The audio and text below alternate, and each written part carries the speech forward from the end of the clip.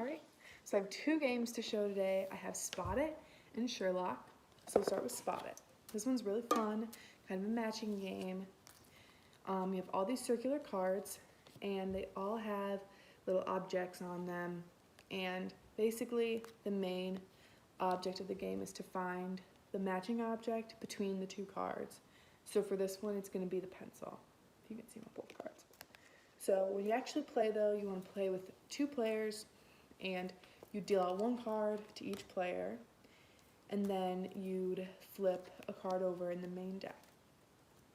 Then, at the same time, both players would flip over their cards, and you would try to find the matching object between your card and the main deck's card. And once you have it, you'd yell it out, and then you'd win that card. And then you just keep playing. And you can play to a certain number of cards, you can play till it's gone, and then count up who won at the end. But yeah, it's a really fun little quick game. And this is also good if you want to practice any sounds with your kids. You can have them name a few of the objects. So yeah, that's a fun game.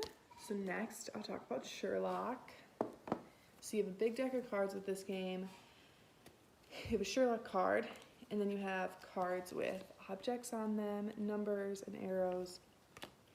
And to start the game, you start with 8 cards in a circle. So this is what it will look like to start. Everyone will memorize every card.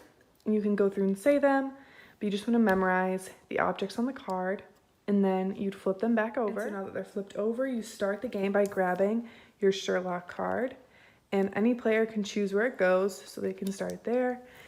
And then the next player would have to guess what the object was in this card. So they can flip it over, they make a guess, and they look at it for themselves, and if it's right, it stays flipped over, and Sherlock would move 4 spaces to the right, so whichever way the arrow's pointing. So if Sherlock ends up on a space and the player doesn't know what it is, they can pick it up, they make a guess, pick it up, look at it. If it's wrong, they just flip it back down, and it gets to go to the next player, and they have to guess on the same card. And then if he lands on a card that's already flipped over, so say he lands back on the light bulb, then whatever player's turn it is gets to keep the light bulb. And you want to end up with 6 cards to win the game, and you just keep replacing cards. You can play with less, you can play with more, depending on how many people you have or how old everyone is. So that's a really fun little guessing game.